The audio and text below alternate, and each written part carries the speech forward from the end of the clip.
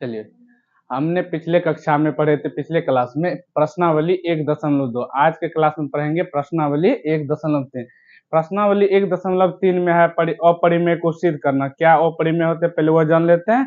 जो भी संख्या अपरिमेय पहले उसको पहचानते हैं, उसके बाद अपरिमेय कैसे है इसको सिद्ध करना सीखेंगे।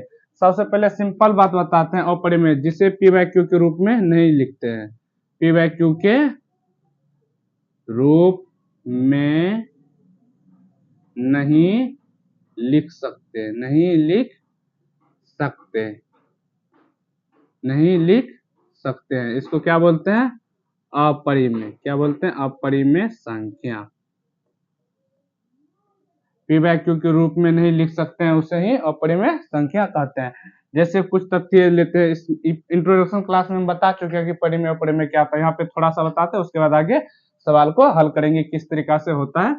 जैसे यहाँ पे मान लेते हैं, जैसे यहाँ √3 है, यदि जो भी चीज रूट के अंदर है अभाज्य गुणनखंड करने के बाद यदि वह बाहर आ गया तो हो जाएगा परिमेय। यदि अभाज्य गुणनखंड करने के बाद यदि रूट से बाहर नहीं निकलता तो हो जाता है वह पुनः अपरिमेय। जैसे इसका अभाज्य गुणन करेंगे तो 3 एकम 3। रूट से बाहर निकालने के लिए हमको जोड़ा लगाना पड़ता है, एक भी जोड़ा नहीं लगा तो ये √3 ही रह गया, तो ये क्या हो गया? अपरिमेय। अब इसी तरीका से यदि हम मान लेते √4 लेते, क्या लेते हैं? √4। इसका जैसे हम करेंगे 2 दूना 4, तो ये जोड़ा लग गया तो एक बार। यदि जैसे बाहर आ गया तो उसको बोलेंगे परिमेय, यदि बाहर नहीं आया तो उसको बोलेंगे अपरिमेय। तो ये बाहर आ गया तो इसको बोलेंगे परिमेय। अब ये जो जैसे √3 अपरिमेय है, तो कैसे अपरिमेय, यही चीज को साबित करना है। तो कुछ और चीज बताते जो अपरिमेय होते हैं।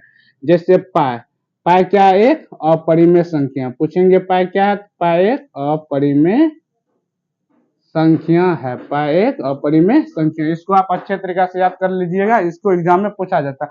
यदि पाई का मान दिया होगा 22/7, 22/7, ये होंगे परिमेय, ये होंगे परिमेय। यदि पाई लगा रहेगा तो उसको बोलेंगे अपरिमेय, यदि पाई का मान दिया रहेगा तो उसको बोलेंगे परिमेय संख्या। और एक चीज और बताए थे पिछले इंट्रोडक्शन क्लास में कि यदि जो चीज एक दशमलव लिखने के बाद यदि कोई चीज समाप्त हो रहा है, कोई भी संख्या समाप्त हो रहा है, तो हो जाएगा परिमेय। क्या हो जाएगा? परिमेय संख्या।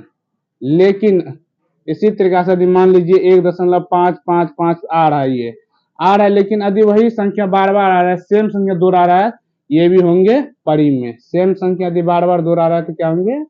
परिमेय संख्या।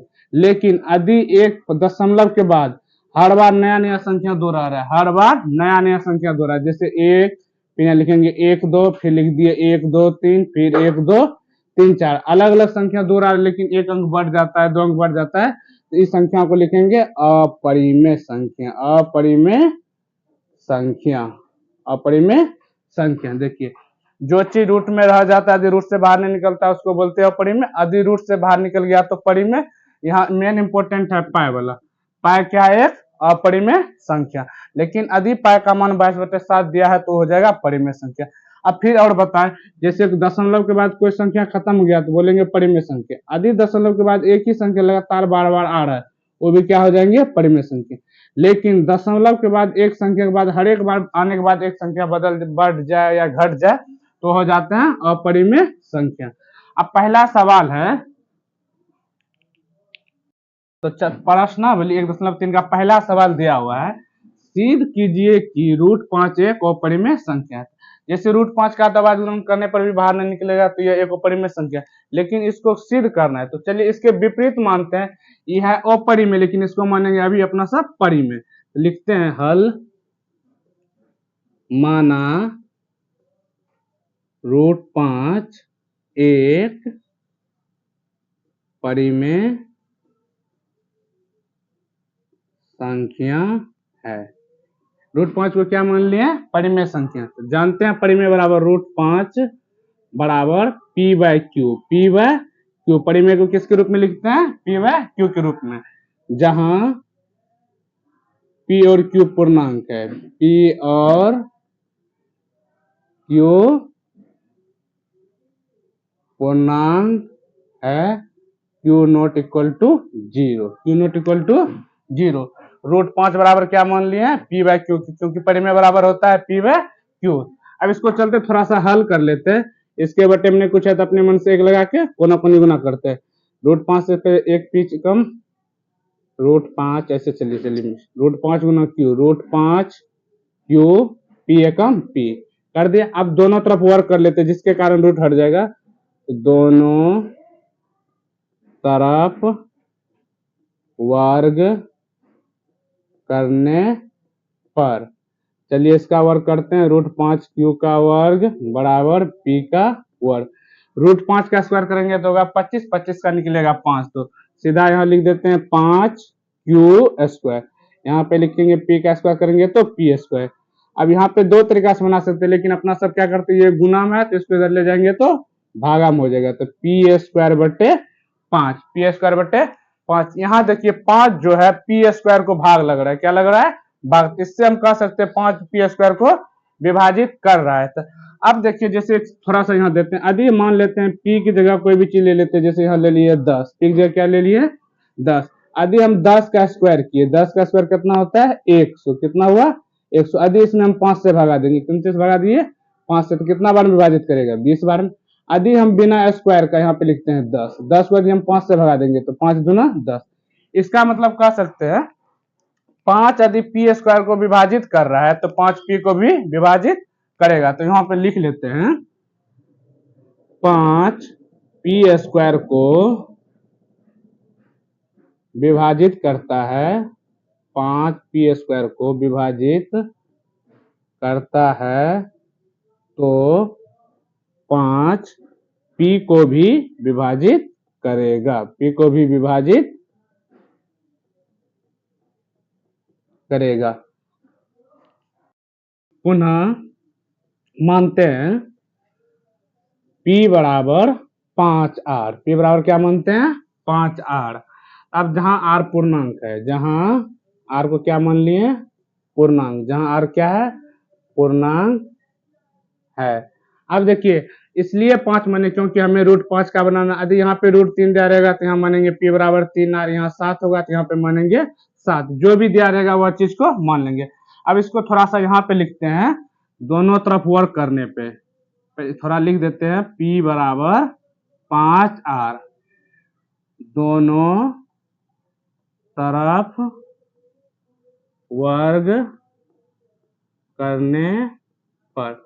अब देखिए P का वर्ग करेंगे तो क्या लिखेंगे P का स्क्वायर, 5R का स्क्वायर, P का स्क्वायर करेंगे तो P स्क्वायर, 5 का करेंगे तो 25 R स्क्वायर। अब यहाँ पे देखते हैं P स्क्वायर बराबर हमको दिया हुआ पहले निकाले हुए 5 Q स्क्वायर, P स्क्वायर बराबर क्या निकाले हुए हैं 5 Q स्क्वायर। हम यहाँ पे लिखते हैं P की जगह 5 Q स्क्वायर बराबर 25 R स्क्वायर। यहाँ पे बगल में हम लिख देते हैं P स्क्वायर बराबर 5 Q स्क्वायर, P स्क्वायर बराबर 5 Q स्क्वायर यहाँ पे लिख दिए। अब ये 5 जो भी है इसको इसमें भेज देते हैं भागा में, Q स्क्वायर बराबर 25 R स्क्वायर बटे 5, 25 Q स्क्वायर 5 R स्क्वायर। अब देखिए R यहाँ पे 5 R के साथ गुना है तो इसको इधर भेज देते हैं, लिखते हैं Q स्क्वायर बटे 5 बराबर R स्क्वायर। देखिए जैसे यहाँ पे निकाले थे P स्क्वायर बटे 5, तो यहाँ लिखे थे 5 P स्क्वायर को विभाजित करता है, तो इसलिए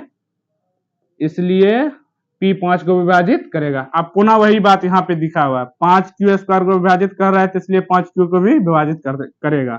लिखते हैं 5 Q स्क्वायर को विभाजित करता है, तो 5 Q को भी विभाजित करेगा,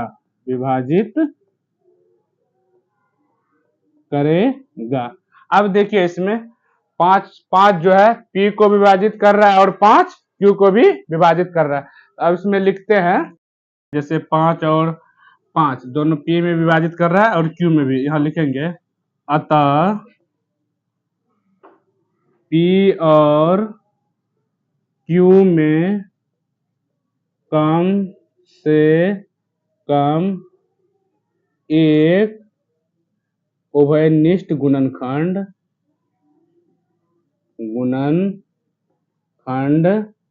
5 है, जो कि पी को विभाजित कर रहा है जो और क्यू को भी। यहाँ लिख लिया, अतः पी और क्यू में कम से कम एक उभयनिष्ठ गुणनखंड 5 है, परंतु इससे इस तथ्य का विरोधाभास प्राप्त होता है, इस तथ्य का विरोधाभास प्राप्त होता है, अतः हमारा मानना गलत है, अतः हमारा मानना गलत है कि √5 एक परिमेय संख्या है, परिमेय संख्या है। यहाँ आपको अतः लिख देंगे, जब लिखें अतः हमारा मानना गलत है, √5 एक परिमेय संख्या है, लिखेंगे अतः, पुनः लिखेंगे अतः √5 एक अपरिमेय संख्या है, √5 एक अपरिमेय संख्या है। यही हमको क्या करना था, साबित। 2 नंबर का सवाल, 2 नंबर सवाल में दिया हुआ है, सिद्ध कीजिए कि 3 + 2√5 एक अपरिमेय संख्या है। जब भी अपरिमेय संख्या सिद्ध करते हैं तो उसको हमेशा उसका विपरीत मानते हैं। तो अपरिमेय तो इसका विपरीत क्या होगा, परिमेय। तो पहले मान लेते हैं इसको, हल माना कि 3 + 2√5 एक परिमेय संख्या है, परिमेय संख्या है। अब मान लिए तो यहाँ लिखते हैं 3 + 2√5 बराबर p/q, क्योंकि परिमेय संख्या किसके रूप में लिखते हैं, p/q के रूप में। तो यहाँ लिख देते हैं, जहां p और q पूर्णांक है, जहां p और q क्या है, पूर्णांक है, q ≠ = 0, क्योंकि परिमेय के नीचे में 0 कभी भी नहीं हो सकता है। अब चलिए थोड़ा सा इसको हल करते हैं। 2√5 बराबर p/q, प्लस में 3 है उधर जगह तो माइनस में 3। अब यहाँ पे यहाँ से भी लिख सकते हैं, लेकिन इसको थोड़ा आगे करना चाहते हैं तो आगे भी कर लेते हैं। जैसे यहाँ लिख देते हैं √5, यहाँ पे लिख के थोड़ा सा उसको हल कर लेते हैं। इसमें बटे में 1 दे देते हैं, q p माइनस, यहाँ करेंगे q से q भागा 1, 1 से करेंगे p, 1 से q से 3 में गुना करेंगे तो 3q। अब यहाँ √5, अब ये 2 गुना में इधर जगह तो भागा में, p - 3q बटे 2q। अब लिख लिए, यहाँ पे लिखे p और q क्या है, पूर्णांक है। अतः अब लिखते हैं, अतः p और q पूर्णांक है, इसलिए p - 3q बटे 2q एक परिमेय संख्या है, इसीलिए √5 एक परिमेय संख्या है, परंतु इससे विरोधाभास प्राप्त होता है, परंतु इससे विरोधाभास प्राप्त होता है क्योंकि p - 3q बटे 2q एक परिमेय संख्या, क्योंकि p और q पूर्णांक इसके बराबर है तो इसको भी लिख दिए हैं परिमेय संख्या, लेकिन परंतु इससे विरोधाभास प्राप्त होता है। 3 + 2√5 एक परिमेय संख्या है, एक परिमेय संख्या है। अतः अब ये जब समझ गए परिमेय संख्या नहीं है तब इसको क्या लिखेंगे, अतः 3 + 2√5 एक अपरिमेय संख्या है, एक अपरिमेय संख्या है।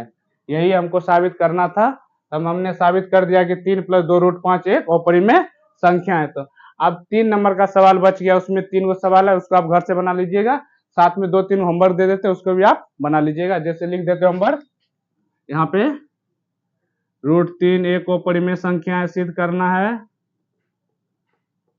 और परिमेय संख्या इसको सिद्ध करना है। उसके बाद √7, साथ में 2 + √5, ये 3 वो आपके लिए HW रहा, इसको आप बना लीजिएगा।